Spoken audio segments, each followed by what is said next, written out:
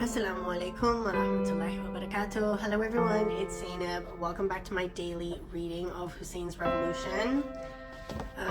Its Causes and Implications by Ayatollah Muhammad Mahdi Shamsuddin. So we've passed the day of Ashura, which is the 10th day of Muharram. We've passed the most intense days of mourning for Shia Muslims, mourning the martyrdom of Imam Hussain and 72-ish of his closest family members and companions in Karbala by Yazid's army. Yazid, of course, being the 7th caliph of Islam, I believe. Unrightfully, of course, as we believe, we Shia believe.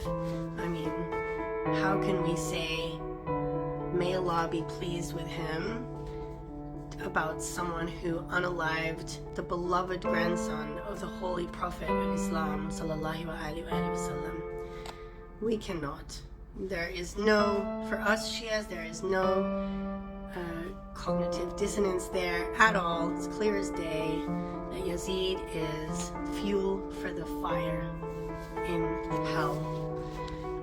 There's no question about it. Okay, so today I'm going to continue on from page 110. Yesterday the book gave some examples of fabricated hadiths in Sunni hadith literature that were fabricated by the likes of Abu Huraira and 3 other big narrators of hadith that were paid by Muawiyah to fabricate hadiths by the thousands and spread them across the land, and specifically fabricate hadiths that made the Umayyad clan look good and Ahlul Bayt look bad, or just didn't talk about Ahlul Bayt at all. Totally omitted any hadiths that included Ahlul Bayt and their virtues and their merits, or anything really about them at all. So if you look in Sunni literature, there is barely any hadiths about Ahlul Bayt, very, very few hadiths about any of the members of the Holy Family of the Prophet, peace be upon him. I left off with a hadith by Abdullah ibn Umar that said, "There will be many flaws and drawbacks. Whoever wishes to break the consensus of the nation, strike him with the sword, no matter who he may be." And he said that the Prophet had said this in this particular hadith.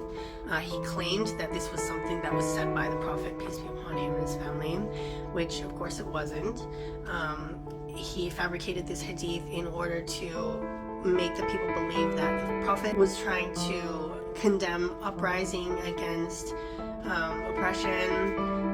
There are many hadiths that condemn uprising or resistance against a leader, even if that leader is tyrannical or oppressive, and that was one of them.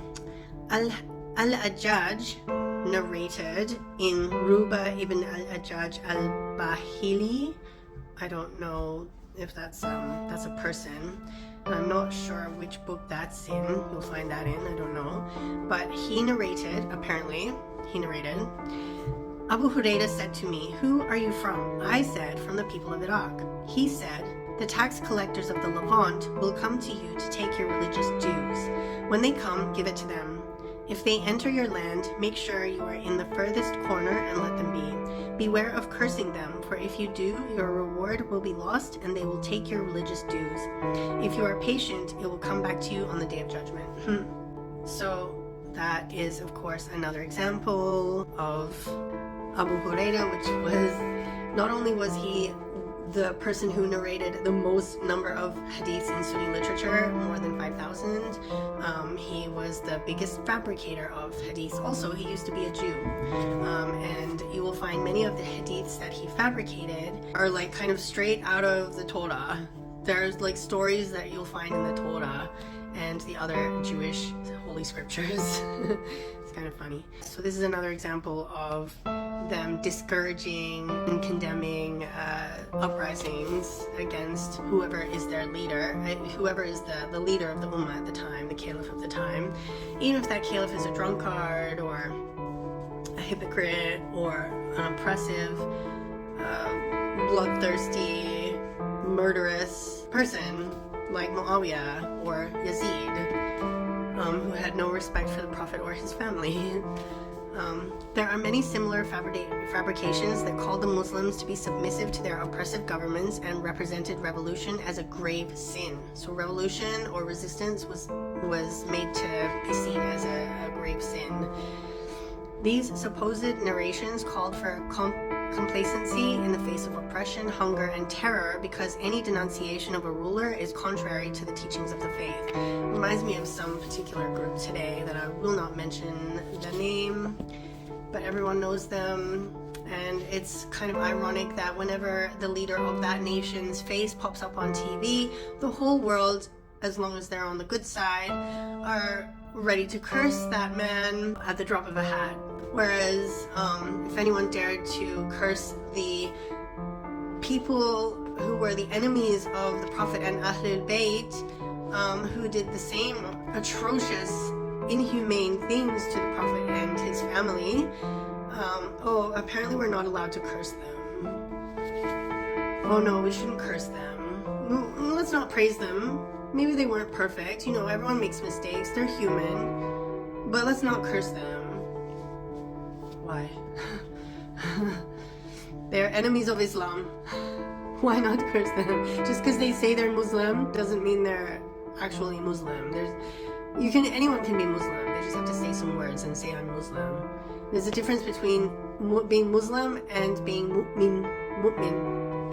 Isn't there? There's a difference, right? Anyways. The hired narrators and preachers spewed this poison into the hearts and minds of the Muslims. They reined the nation in with a fabricated set of teachings that forbade any form of dissidence and nonconformity in the face of oppression and stagnation. This is just one facet of the religious justifications that the Umayyad clan drew to prop up their empire. Another facet was the creation of religious factions and sects that served the interests of their dynasty. The Umayyad clan faced two primary opponents: the Shia that regard political power as the usurped right of the family of the Prophet, peace be upon him and his family, and the Kharijites that regarded Muawiyah and his clan as apostates unworthy of kingship. Each of these factions supported their view with religious justification and reasoning. To counteract these trends, Muawiyah created a faction that took religious garb and attacked both of these schools of thought.